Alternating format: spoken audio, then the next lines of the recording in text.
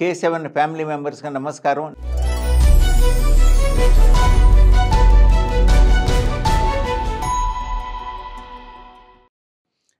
జమిలి ఎన్నికలకు కేంద్ర కేబినెట్ ఆమోదం తెలిపింది.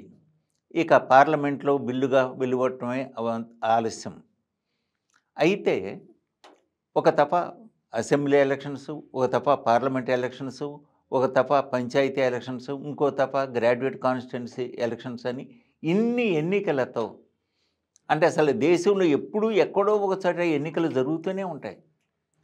అంటే ఇన్నిసార్లు ఎన్నికలు జరగటం వల్ల ప్రభుత్వానికి ఎంత ఖర్చు అవుతుంది, అంతకు మించి ఎన్ని పని గంటలు వృధా అవుతున్నాయి. అంటే ప్రజలకు కానీ, అధికారులకు కానీ, యంత్రాంగానికి కానీ, అలాగే మీడియాకు కూడాను. అంటే మీడియాకు కావాల్సింది అదే అనుకోండి. అయితే వీటన్నిటికి ఏకైక పరిష్కారం జమిలి. దీనిపైన చర్చ సాగాలి, అంటే భిన్న వర్గాల యొక్క అభిప్రాయాలు తీసుకోవాలి, అధ్యయనం చేయాలి అని చెప్పేసి ఇటు బీజేపీ అంటోంది, అలాగే విపక్షాలు కూడా అన్నమాట అంగీకరించట్లేదు. ఇది దీని ముందు అంటే అసలు జమిలి ఎన్నికలకి వెళ్ళటమా వెళ్ళకపోవటమా అనే దాన్ని ప్రస్తావించే ముందు ఒక్క విషయాన్ని గమనించాలి. మనకి 1951 నుంచి 65 వరకు, అంటే ఇప్పుడు మనం జమిలి ఎన్నికలు అనుకున్నాం కానీ అప్పుడు అసెంబ్లీకి, పార్లమెంట్కి ఇవన్నీ కూడా కలిపి ఒకే తప్ప ఎన్నికలు వచ్చాయి. ఆ తర్వాత మాత్రం ఎన్నికలు అన్నమాట వేరువేరుగా రావటం జరుగుతున్నాయి. ఆ ఎన్నికలు వేరువేరుగా ఎందుకు వచ్చాయి? ఒకే తప్ప అసెంబ్లీ, పార్లమెంట్లు కాకుండా ఎన్నికలు వేరువేరుగా ఎందుకు వచ్చాయి అనేటువంటిది ముందు దాని మీద అధ్యయనం చేయాలి. అంటే అప్పుడు ఇందిరాగాంధీ హయాం, అప్పటికి వచ్చేటప్పటికి ఏమిటంటే కాంగ్రెస్ ప్రభుత్వం, కాంగ్రెసేతర ప్రభుత్వాలు కొన్ని రాష్ట్రాల్లో వచ్చాయి. అయితే వాటికి పూర్తి మెజార్టీ లేదు. పూర్తి మెజార్టీ లేకుండా అంటే స్థానికం ఉన్నటువంటి లోకల్ పార్టీస్ కానీ ఇవి కానీ, లేకపోతే కొన్ని పార్టీల యొక్క కూటమిగా ఏర్పడటం వల్ల కానీ అట్లా కొన్ని ప్రభుత్వాలు ఏర్పాటు చేయటం జరిగింది.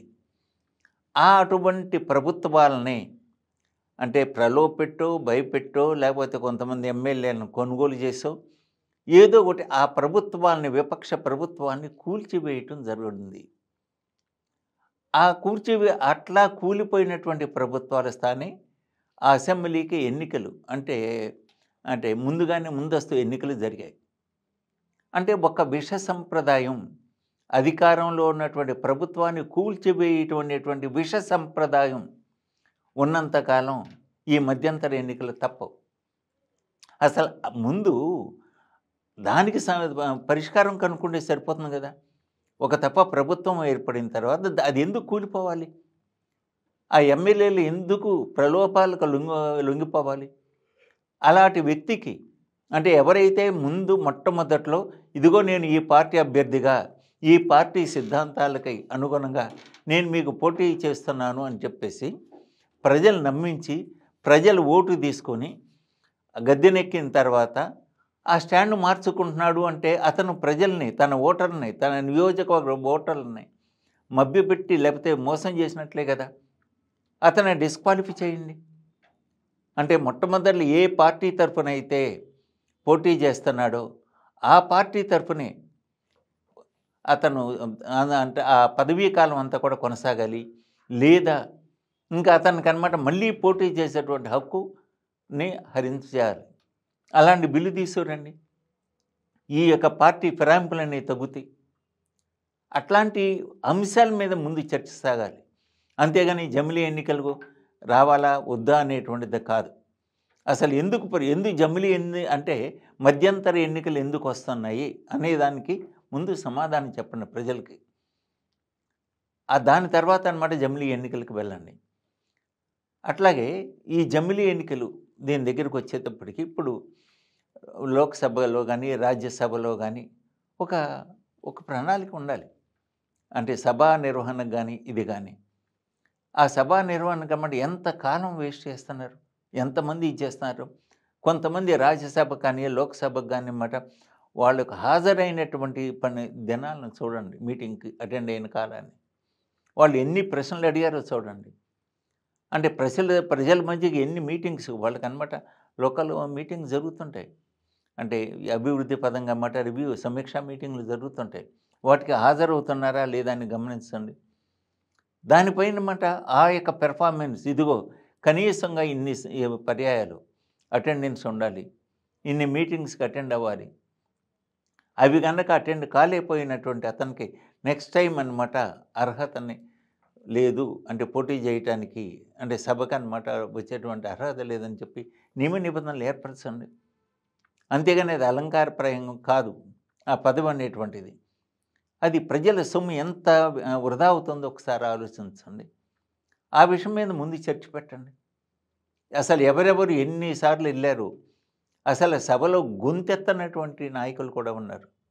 వాళ్ళ పరిస్థితి ఏంటి? అట్లాగే కోడ్ ఆఫ్ కాండక్ట్ అది కూడా డిసైడ్ చేయండి.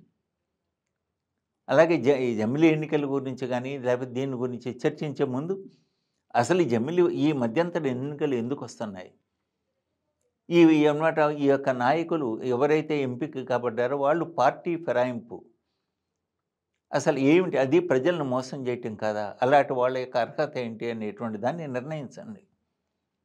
దాని తర్వాత మీరు కనుక సన్నద్ధమైతే అప్పుడు జమిలీ ఎన్నికల మీద మీరు అనుకున్నటువంటి ప్రొసీజర్ ప్రకారం న్యాయకోవిధుల యొక్క అభిప్రాయాలు తీసుకొని తర్వాత ఒక నిర్ణయం తీసుకోండి. దాని ముందు ఇది చేయండి.